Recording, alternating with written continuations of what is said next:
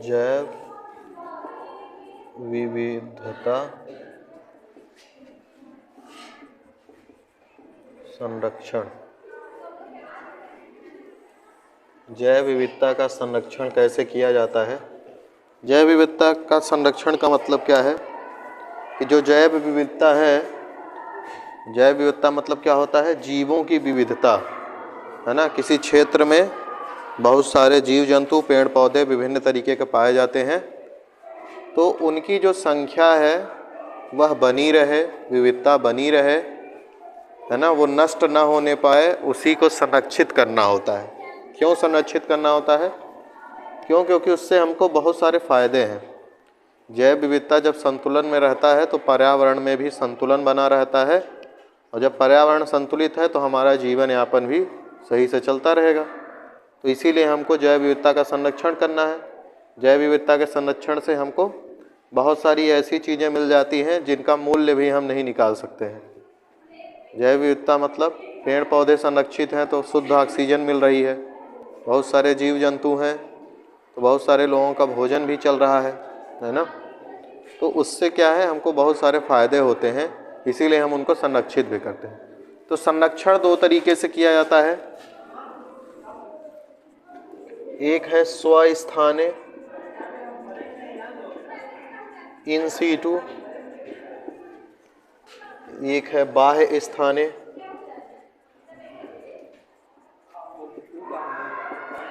Ex situ, in situ और ex situ. अभी बात करते हैं इन पे। पहले क्या क्या तरीके हैं इन सीटू एक्स सीटू में, उनके लिख लेते हैं। जैसे इसमें आता है राष्ट्रीय उद्यान, नेशनल पार्क जिसको कहते हैं, वन्य जीव अभयारण्य,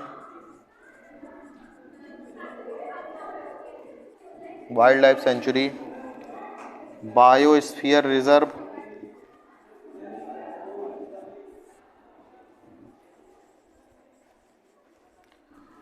बायोस्फीयर रिजर्व जिसको जैव मंडलीय आरक्षित क्षेत्र भी कहते हैं। बायोस्फीयर रिजर्व को हिंदी में कहते हैं जैव मंडलीय आरक्षित क्षेत्र। और आते हैं इसमें आरक्षित वन, संरक्षित वन और इसी में आते हैं पवित्र वन और झीलें। पवित्र वन और झीलें भी इसी में आती हैं।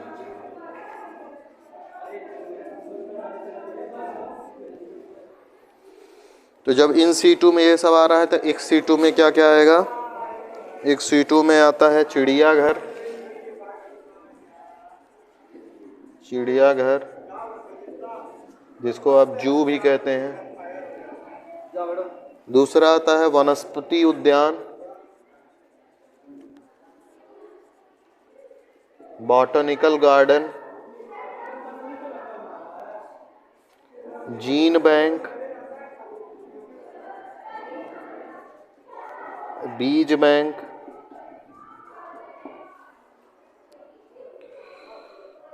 और एक होता है क्रायो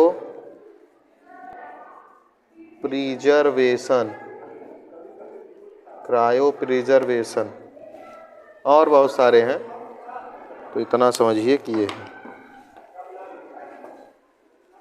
तो जो जैव विविधता का संरक्षण है वो दो तरीके से होता है, दो विधियां हैं उसकी। एक विधि है इन सीटू स्वस्थाने, एक है एक्स सीटू बाह्य स्थाने। इनका मतलब क्या है? स्वस्थाने का मतलब है, स्व मतलब उसी स्थान पर। कौन से उसी स्थान पर? जिस स्थान पर कोई जीव जंतु पाया जा रहा है, जिस स्थान पर कोई जीव जंतु पाया जा रहा है उसी स्थान पर अगर आप उसका संरक्षण कर रहे हैं तो वो क्या कहलाएगा? इन सीटू कहलाएगा। बाह्य स्थानीय मतलब कि वह उस जगह पर नहीं पाया जा रहा है लेकिन हम उसको संरक्षित कर रहे हैं। वो अन्य जगह पे क्या हो गया है? विलुप्त हो गया है, लेकिन उसको इन जगहों पे लाके संरक्षित किया गया है। बहुत सारे जीव हैं जो प्राकृतिक रूप से विलुप्त हो चुके हैं लेकिन उनको किसी जू में, किसी बॉटनिकल गार्डन में उनको संरक्षित किया गया है, बाकी जगह वो विलुप्त हो गए हैं। तो इन सीटू में क्या होगा कि वो जहाँ प्राकृतिक रूप से पाए जाते हैं वहीं उनको संरक्षित कर देना है।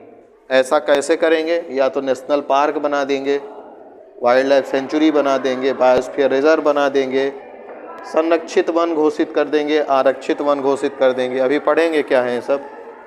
पवित्र वन या झीलें, इन सब के द्वारा जहाँ पे जो जीव है वहीं पे संरक्षण होता है, उसे इन सीटू कहते हैं। एक्स सीटू में, एक्स सीटू प्राकृतिक तरीका नहीं है, वहाँ प्राकृतिक रूप से नहीं मिलता है जीव, वहाँ पे उनको ले जाके रखा जाता है, बचाया जाता है जिससे वो नष्ट न होने पाए, है ना उनको। तो उसको बाह्य स्थानीय संरक्षण कहते हैं। जैसे चिड़ियाघर में जितने जीव आप देखते हैं क्या वहाँ नेचुरली पाए जाते हैं? नहीं, उनको कहीं और से लाके वहाँ पर रखा गया है। भले दिखाने के लिए ही रखे हैं लेकिन रखे तो हैं, संरक्षण तो कर रहे हैं उनका। वनस्पति उद्यान में बहुत सारे ऐसे पेड़ पौधे होते हैं, जो पेड़ पौधे हैं वह भी क्या होते हैं? विलुप्त होते हैं। पेड़ पौधे भी विलुप्त होते जाते हैं तो उनको भी बचाना है। जैसे आपका जहाँ पे यहाँ स्टैंड बस खड़ी होती है उधर बॉटनिकल गार्डन एक बना है, भले उसमें पेड़ पौधे नहीं लगते हैं पर वो बना इसीलिए था कि जो यहाँ पेड़ पौधे कुछ हैं उनको बचा के रखने के लिए, या जो बाहरी पौधे हैं जो स्टूडेंट को ज़रूरत होती है उनको वहाँ पे लगाया जाए जिससे उनकी ज़रूरत पूरी हो और कुछ पेड़ पौधे भी संरक्षित होंगे उससे, है ना। जीन बैंक क्या है? बहुत सारे जो जीव हैं जो विलुप्त हो रहे हैं उनका जेनेटिक्स मटेरियल जो होता है, जेनेटिक्स जीन जो होता है, डीएनए या गुणसूत्र जो होते हैं उनको इकट्ठा करके, जैसे ब्लड बैंक होता है ना, वैसे ही जीन बैंक है, वहाँ जीन्स इकट्ठा होते हैं, है ना, जिससे कि मान लीजिए कभी भी हम लोगों के पास इतनी टेक्नोलॉजी है कि हम एक जीन से एक जीव को क्या कर सकते हैं, उसके गुणों को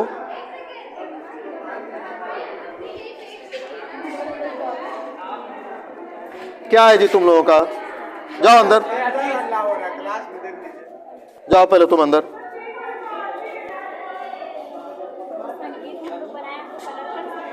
हाँ हाँ कल करते हैं, जाइए उधर बात कीजिए।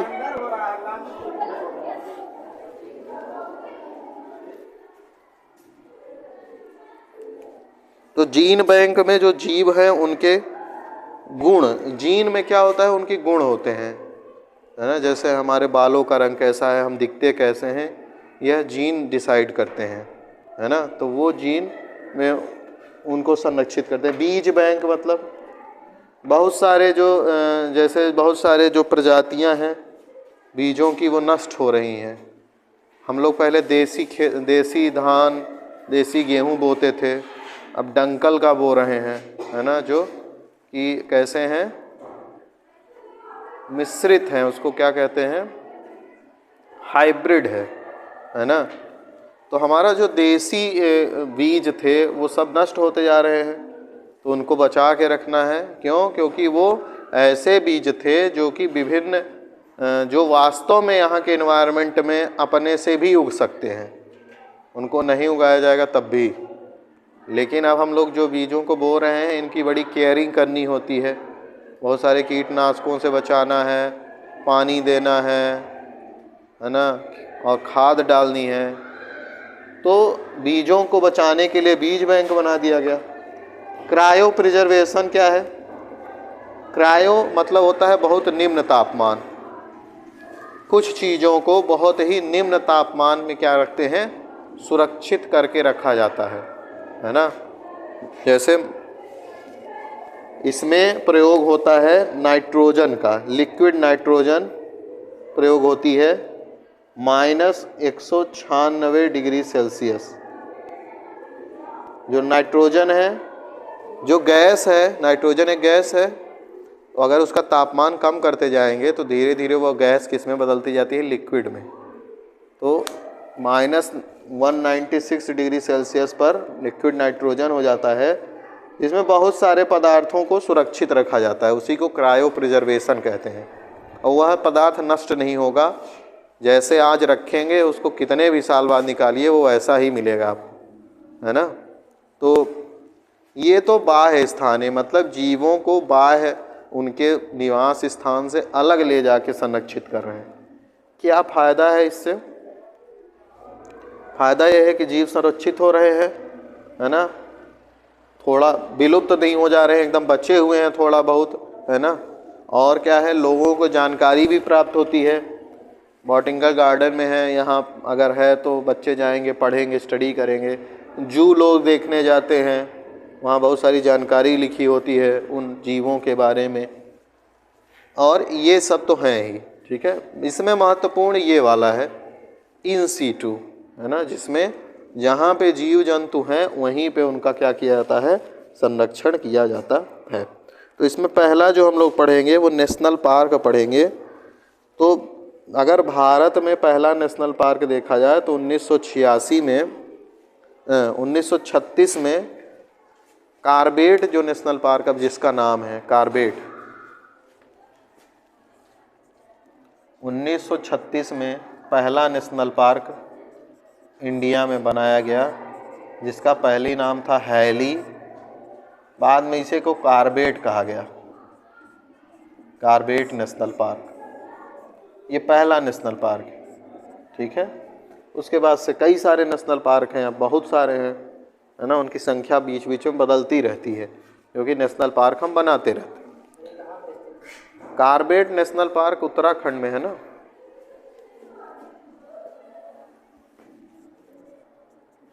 तो एक एक्ट बनाया गया है, वाइल्ड लाइफ सेंचुरी एक्ट 1972। वन्य जीव वाइल्ड लाइफ, क्या बोले हैं, वाइल्ड लाइफ सेफ्टी एक्ट, वन्य जीव सुरक्षा अधिनियम, वन्य जीव सुरक्षा अधिनियम इसका हिंदी है। 1972 में एक कानून बनाया गया। इस कानून में राज्यों को अधिकार दिया गया है कि राज्य अपने से किसी भी क्षेत्र को नेशनल पार्क में या फिर वन्य जीव अभयारण्य में क्या कर सकते हैं, किसी भी क्षेत्र को बदल सकते हैं। तो इस एक्ट के तहत राज्यों के पास यह अधिकार है, राज्य जो हैं जैसे उत्तर प्रदेश है, मध्य प्रदेश है, अपने किसी भी क्षेत्र को वो क्या कर सकते हैं, नेशनल पार्क बना सकते हैं और वन्य जीव अभयारण्य बना सकते हैं, ठीक है। तो कौन से एक्ट के तहत? वाइल्ड लाइफ सेफ्टी एक्ट, वन्य जीव सुरक्षा एक्ट 1972 के तहत। तो पहला नेशनल पार्क 1936 में बना। नेशनल पार्क और वाइल्ड लाइफ सेंचुरी ज़्यादातर समान ही हैं, लेकिन अंतर है। क्या अंतर है वही जानना है। नेशनल पार्क में किसी भी प्रकार की गतिविधि नहीं की जा सकती है, कोई गतिविधि नहीं होगी।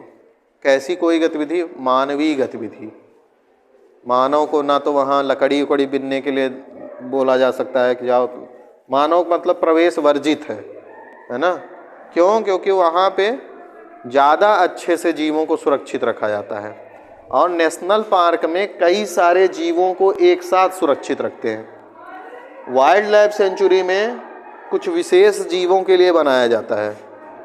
वाइल्ड लाइफ सेंचुरी में जो वन्य जीव अभयारण्य है उसमें कुछ विशेष ही जीवों को संरक्षित करते हैं, लेकिन नेशनल पार्क में क्या करते हैं, जितने जीव उस क्षेत्र में हैं सबको संरक्षित किया जाएगा, ठीक है। नेशनल पार्क में किसी भी तरह की गतिविधियों को मतलब अलाउ नहीं है, जैसे लकड़ी उकड़ी बिनना, पशु चराना, ये सब बिल्कुल अलाउ नहीं है नेशनल पार्क में। लेकिन वाइल्ड लाइफ सेंचुरी में थोड़ा अलाउ होता है कि हाँ आप ये सब लकड़ियाँ आदि इकट्ठा कर सकते हैं, है ना। यहाँ पर्यटन के लिए भी अलाउ नहीं होता है, पर्यटन नहीं कर सकते हम लोग। जो अगर नेशनल पार्क जाते भी हैं तो वो नेशनल पार्क के बाहरी सीमा से देखते हैं, अंदर नहीं जाने दिया जाता आपको। बाहर वो बाड़ा वाड़ा बना के रखे हैं, उसके बाउंड्री के किनारे किनारे घूमते रहते, तो उसके अंदर नहीं जाने दिया जाता है, क्योंकि वाइल्ड लाइफ सेंचुरी में आप अंदर भी जा सकते हैं, है ना। तो ये अंतर है दोनों को। Wild life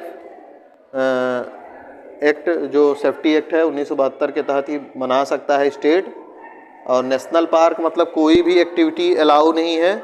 wild life sanctuary में कुछ एक्टिविटीज़ अलाउ कर दी जाती हैं। दूसरी बात कि राष्ट्रीय उद्यान में, जितना बड़ा राष्ट्रीय उद्यान है उसमें जितने जीव हैं सबको सुरक्षित रखा जाएगा। वाइल्ड लाइफ सेंचुरी में कुछ विशेष जीवों के लिए बनाया जाता है, ठीक है। और एक नेशनल पार्क, जो एक वाइल्ड लाइफ सेंचुरी है, इसको सरकार नेशनल पार्क में बदल सकती है। क्यों? क्योंकि यहाँ पे मान लीजिए जो क्षेत्र था उसको थोड़ा सा और बड़ा कर दिए और जितने जीव थे सबको सुरक्षित कर दिया, और कोई भी गतिविधि जो थी उसको बंद कर दिया, तो ये नेशनल पार्क हो जाएगा। लेकिन एक नेशनल पार्क को वाइल्ड लाइफ सेंचुरी नहीं बनाया जा सकता, ठीक है। अगर जहाँ पहले से ही कोई गतिविधि नहीं हो रही है वहाँ कोई गतिविधि अलाउ नहीं कर सकती सरकार, लेकिन वन्य जीव अभ्यारण्य को नेशनल पार्क बनाया जा सकता है, ठीक है। पहला जो वाइल्ड लाइफ सेंचुरी है वह कहाँ है?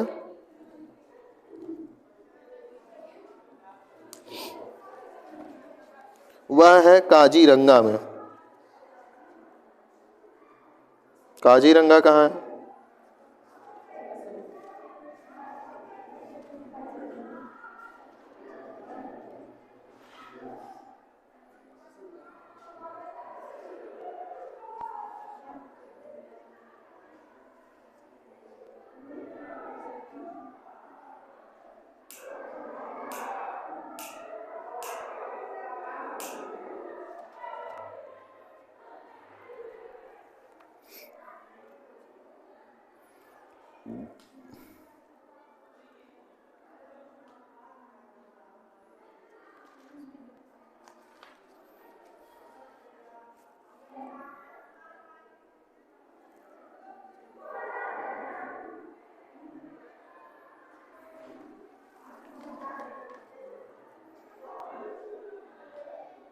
ठीक है।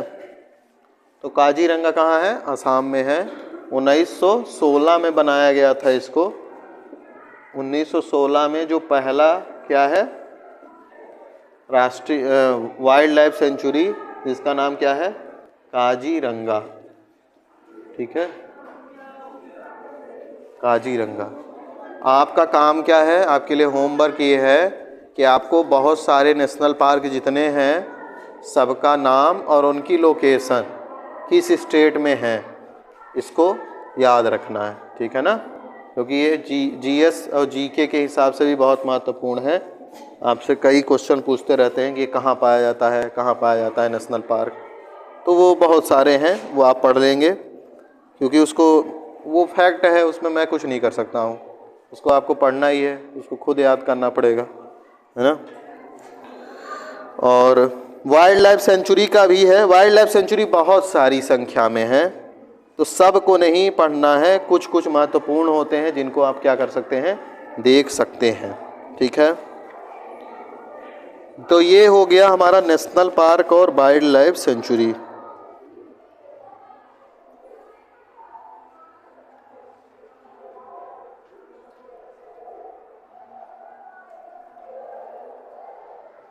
ठीक है। अब हम लोग पढ़ेंगे बायोस्फीयर रिजर्व क्या होता है उसके बारे में।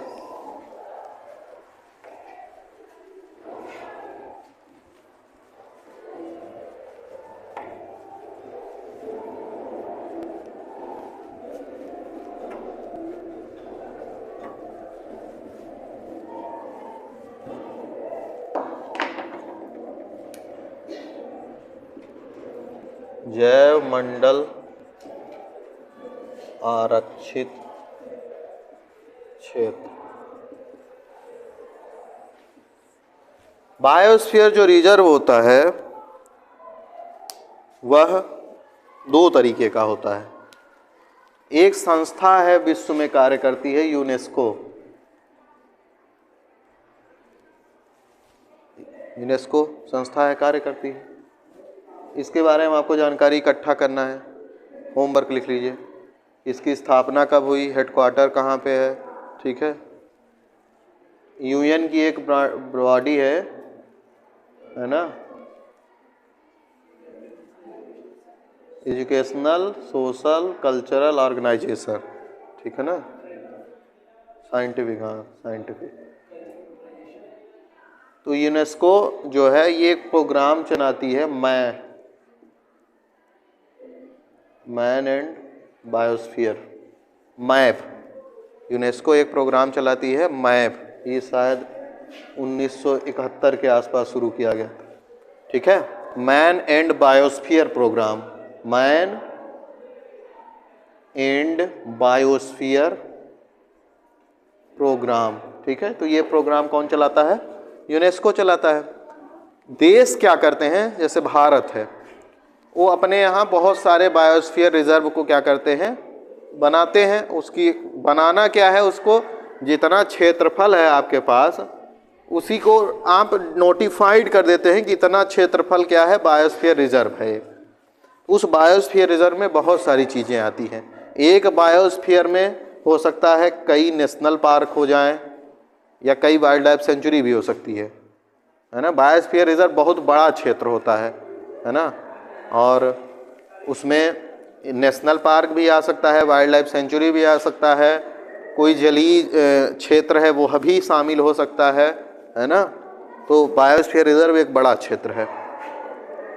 तो कोई भी देश क्या करता है, कई सारे बायोस्फीयर रिजर्व बनाता है और उनकी लिस्टिंग करता है कि हमारे यहाँ इतने बायोस्फीयर रिजर्व हैं। जैसे भारत में 18 बायोस्फीयर रिजर्व हैं इस वक्त पर, ठीक है। तो 18 बायोस्फीयर रिजर्व हैं, उनमें से क्या करता है यूनेस्को, कुछ को अपने जो प्रोग्राम है उसमें शामिल करता है ना। तो जैसे भारत में कितने हैं, 18। इसमें से 10 ठो जो हैं इसमें शामिल हैं, है ना। 10 ठो किस में शामिल कर लिए गए हैं, यूनेस्को के मैन एंड बायोस्फीयर प्रोग्राम में। तो उनको विशेष संरक्षण दिया जाएगा, उनको विशेष पैसा देंगे, विशेष केयरिंग करेंगे, है ना। तो उससे केवल इतना ही फायदा है कि केवल इनकी विशेष केयरिंग होगी, बाकी केयरिंग तो इनको भी करना है। आप जानते हैं कि ये है क्या, बायोस्फीयर रिजर्व होता क्या है। तो बायोस्फीयर रिजर्व में क्या करते हैं, 3 क्षेत्र बनाए हुए हैं, 3 जोन।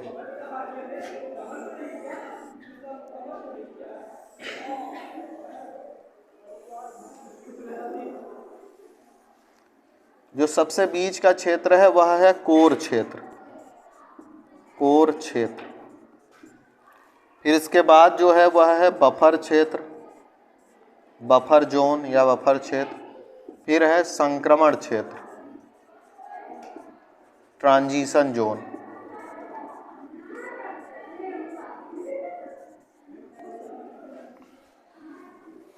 कोर जोन क्या होता है, कोर जोन ऐसा क्षेत्र है जहां पे या तो नेशनल पार्क रहेगा, कोर जोन में नेशनल पार्क रहेगा, या तो वाइल्ड लाइफ सेंचुरी रहेगी। वाइल्ड लाइफ सेंचुरी भी अगर रहेगी तो उसमें कोई गतिविधि अलाउ नहीं होगी, समझिए बात को। यहाँ जो कोर क्षेत्र है मतलब पूरा वाइल्ड लाइफ सेंचुरी, जैसे मान लीजिए किसी भी क्षेत्र को वाइल्ड लाइफ सेंचुरी बनाना है, जैसे मान लीजिए सोनभद्र के इस एरिया में वाइल्ड लाइफ सेंचुरी बनाना है, मतलब ये बायोस्फीयर रिजर्व बनाना है, तो पूरे क्षेत्र में एक ऐसा बीच का क्षेत्र होगा जो कि कोर होगा। कोर मतलब या तो वहाँ नेशनल पार्क होगा या तो वाइल्ड लाइफ सेंचुरी होगी, उसी को कोर कहेंगे। वाइल्ड लाइफ सेंचुरी भी होगी तो वहाँ पे कोई गतिविधि नहीं होगी, है ना। वाइल्ड लाइफ सेंचुरी में भी गतिविधियाँ रोकी जा सकती हैं, ऐसा नहीं है कि खुला छूट है। नेशनल पार्क में तो होती ही नहीं है, वाइल्ड लाइफ सेंचुरी में होती हुई है तो उसको रोका जा सकता है। तो कोर में यही होगा, ठीक है। फिर ये जो बफर क्षेत्र है, बफर क्षेत्र और ट्रांजिशन जोन जो है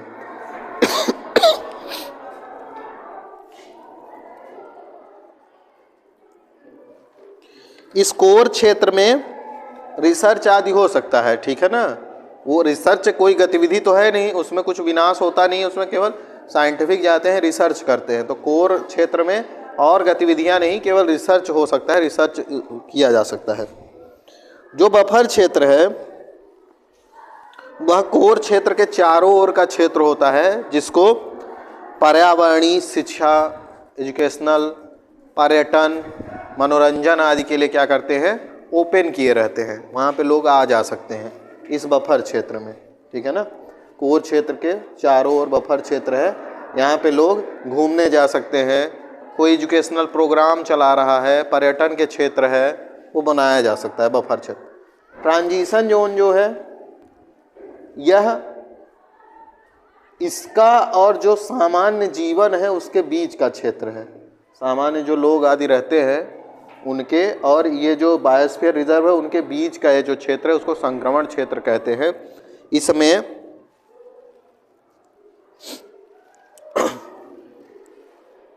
इसमें मानव रहता भी है। जो ट्रांजिशन जोन है, संक्रमण क्षेत्र है, इसमें मानव रहता भी है, खेती किसानी आदि भी करता है। एक तरह से आप कह सकते हैं कि यहाँ पे मनुष्य कोई गतिविधि कर सकता है ना, रहता भी है, खेती किसानी आदि भी करता है, और जो पेड़ पौधे आदि हैं उनका संरक्षण भी होता रहता है। उनको नष्ट नहीं कर सकता है, लेकिन अपनी गतिविधियाँ क्या कर सकता है, संपन्न कर सकता है। तो कोर क्षेत्र में नेशनल पार्क या वाइल्ड लाइफ सेंचुरी होगी जिनमें कोई गतिविधि नहीं हो सकती है। बफर क्षेत्र में लोग पर्यटन के उद्देश्य से जा सकते हैं, शिक्षा के उद्देश्य से जा सकते हैं, मनोरंजन के उद्देश्य से जा सकते हैं। संक्रमण क्षेत्र में क्या होता है, तो वहाँ पे लोग रहते भी हैं और अपनी खेती आदि का काम, निवास स्थान भी बनाते हैं, ठीक है। तो ये बायोस्फीयर क्या है, जैवमंडलीय आरक्षित क्षेत्र है। इसमें आपको सबका लिस्ट है, नाम है, तो 18 का नाम कम से कम नाम है तो इनका तो याद ही होना चाहिए, 18 नाम है ना।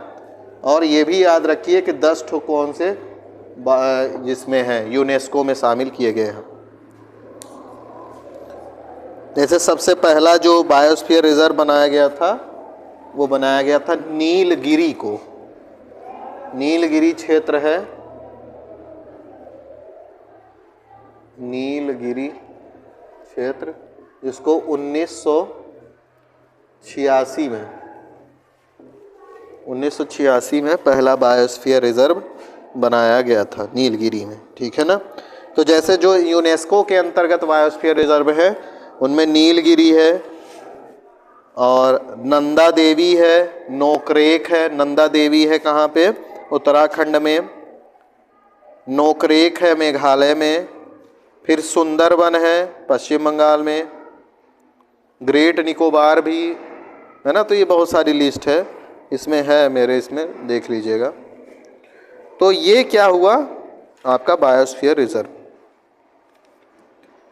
इसमें एक और पॉइंट है,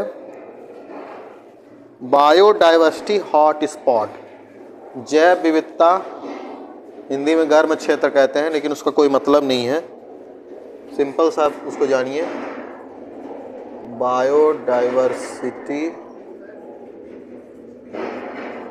hot spot.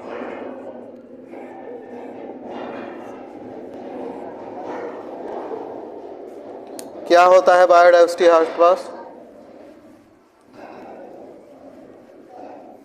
Biodiversity hot spot का मतलब है कि ये ऐसे क्षेत्र हैं जहाँ पे जैव विविधता जो है क्या हो रही है, खतरे में है। खतरे में तो है लेकिन यहाँ पे ऐसे जीव जंतु पेड़ पौधे हैं जो कि यूनिक हैं, वो कहीं और नहीं मिल रहे हैं। अगर उनको बचाया नहीं गया तो बहुत बड़ी समस्या पैदा हो जाएगी, ठीक है। यह जो शब्द दिया था पहली बार वो दिया था नॉर्मन मेयर्स ने। ये जो हॉट स्पॉट शब्द प्रयोग किया है ना, यह नॉर्मन मेयर्स ने किया था। हॉट स्पॉट जो है उसको कौन निर्धारित करता है? इनको विश्व में निर्धारित किया जाता है और विश्व में निर्धारित करने का इनका 2 क्राइटेरिया है। पहला क्राइटेरिया कि कम से कम 1500 पौधों की जो प्रजातियां हैं वह क्या हो, इंडेमिक हो, इंडेमिक, है ना। पहला क्राइटेरिया क्या है जैव विविधता हॉटस्पॉट के लिए? कोई क्षेत्र हॉटस्पॉट कैसे बनेगा? कम से कम 1500 पौधों की ऐसी प्रजातियां पाई जाती हों जो कि इंडेमिक हों। इंडेमिक का मतलब वो और कहीं न मिले, केवल वहीं मिलती हों। अगर कोई ऐसा क्षेत्र है जहां 1500 प्रजातियां हैं जो कि केवल क्या है, वहीं पे मिल रही हैं, पौधों की प्रजातियां, पहला क्राइटेरिया ये है। दूसरा क्राइटेरिया इसमें है कि वहाँ पे, उस क्षेत्र पे जितना शुरू में था वेजिटेशन, वनस्पतियाँ जितनी थी, नेचुरल वेजिटेशन या प्राकृतिक रूप से जो वनस्पतियाँ थी, वो 70% क्या हो गई हो, नष्ट हो गई। मतलब 70% जो है नेटिव वेजिटेशन का लॉस हो चुका है। लॉस मतलब अगर 100 पेड़ थे शुरू में प्राकृतिक रूप से, वहीं अपने से उगे हुए थे, तो उसमें से 70 ठो खत्म हो चुके हैं, अब 30 बचे हैं, है ना। तो अगर कोई क्षेत्र इन 2 क्राइटेरिया को फुलफिल करता है तो उसको हॉट स्पॉट क्या किया जाता है, घोषित कर दिया जाता है। फिर वहाँ का संरक्षण किया जाता है। इस समय पर विश्व में टोटल 36 हॉट स्पॉट के क्षेत्र है, 36। जो लेटेस्ट है वो 2016 में अमेरिका का एक क्षेत्र है जिसका नाम है north America coastal plain. North America coastal plain, north America coastal plain है, जिसको 2016 में 36वां जो हॉट स्पॉट है घोषित किया गया। भारत में 4 हॉट स्पॉट के क्षेत्र हैं। ये ज़रूरी नहीं है कि एक ही देश में होंगे, हो सकता है कि जैसे भारत किसी देश के साथ सीमा साझा कर रहा है तो सीमा पे स्थित हो, तो उसमें दोनों देशों का नाम आ सकता है, ठीक है ना। तो जैसे भारत में जो 4 हैं वो आपको पता होने चाहिए कि भारत में 4 हॉट स्पॉट हैं। जैसे पहला जो है वह है पश्चिमी घाट। भारत का जो पश्चिमी घाट है, पश्चिमी घाट प्लस श्रीलंका। पश्चिमी घाट कहाँ है? ये वाला जो क्षेत्र है इसको पश्चिमी घाट कहते हैं भारत के मैप पे, है ना, यहाँ से यहाँ तक का। और श्रीलंका आप जानते ही हैं यहाँ पे है। तो पश्चिमी घाट और श्रीलंका पहला। दूसरा क्या है इसमें? दूसरा है इंडो बर्मा। दूसरा है इंडो बर्मा। बर्मा पहले कहते थे म्यांमार को। म्यांमार जानते हैं ना, पड़ोसी देश है भारत का, पूरब से सीमा लगती है भारत की म्यांमार के साथ। तो बर्मा और इंडिया और बर्मा के बीच जो सीमा है वहीं पे यह हॉट स्पॉट है। तीसरा है ईस्टर्न हिमालय, पूर्वी हिमालय। इसमें कंफ्यूजन कैसे करते हैं, ऑप्शन में दे देते हैं केवल हिमालय, तो हिमालय नहीं है हॉट स्पॉट, पूर्वी हिमालय। हिमालय बहुत बड़ा है ना, भारत के मैप पर हिमालय देखेंगे तो ऐसे फैला हुआ है, तो ये पूर्वी हिमालय है, उसको हॉट स्पॉट में रखा गया है। चौथा क्या है? सुंडा लैंड। सुंडा लैंड, सुंडा एक जल संधि है, कहाँ पे? यहाँ पे, है ना, ये सुंडा जल संधि है। इसको आपको पता करके आना है कि सुंडा जल संधि जो है वो किन 2 जल के क्षेत्रों को मिला। जल संधि क्या होती है? 2 जल के क्षेत्रों को मिलाती है। जैसे एक वाटर बॉडी होगी, कोई सागर होगा, दूसरा सागर होगा, यहाँ पे स्थलीय भाग है, तो ये बीच में जो मार्ग है जल वाला, यही जल संधि है। तो आपको ये पता करना है कि सुंडा लैंड कहाँ, कौन सी 2 जल राशियों को जोड़ती है ना। तो ये क्या है? हॉट स्पॉट के क्षेत्र हैं, ठीक है।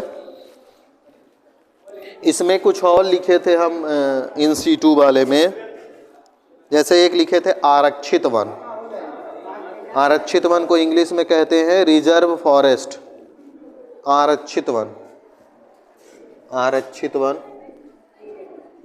एक मूवी आई है अभी कंतारा, अगर आपने देखा, कंतारा मूवी में जो फॉरेस्ट डिपार्टमेंट है वो उन लोगों के क्षेत्र को आरक्षित करना चाहता है जहाँ पे वो लोग रहते हैं, क्योंकि वो पेड़ पौधे काटते हैं।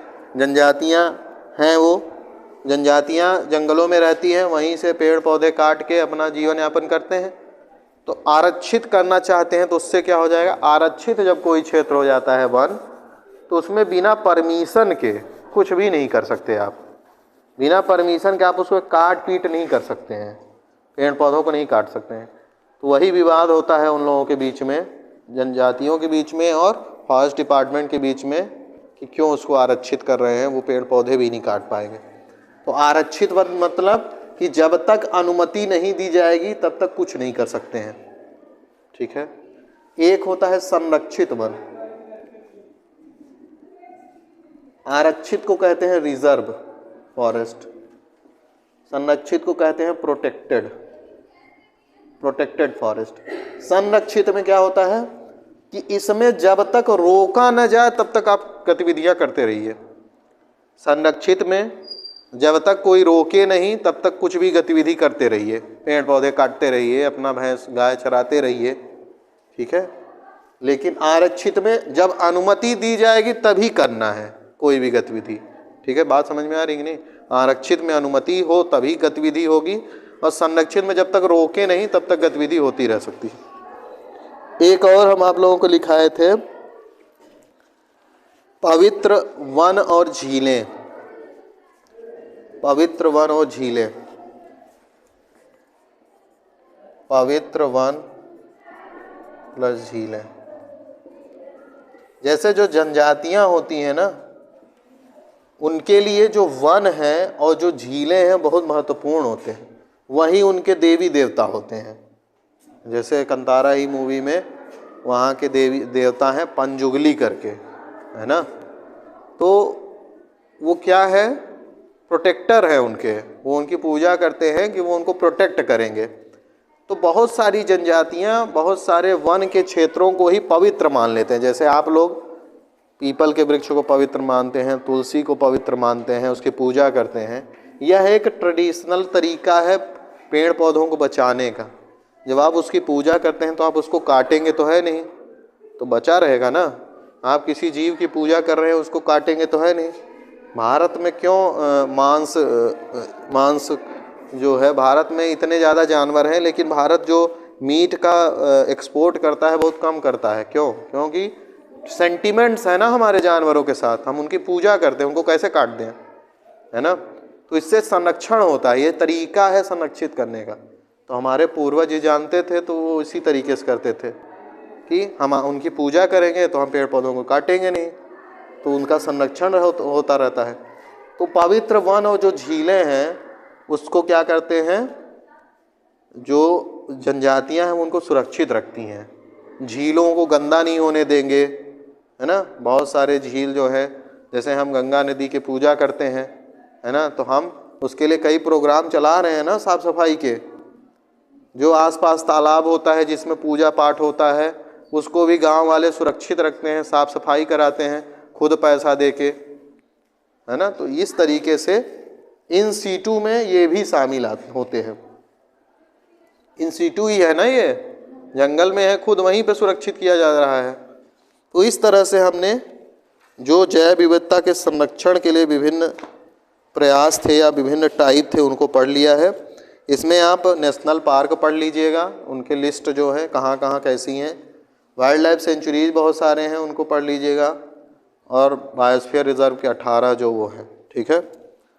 और बाकी तो आगे फिर पढ़ेंगे। इसमें कल सस्टेनेबल डेवलपमेंट गोल, है ना, सतत धारणीय विकास।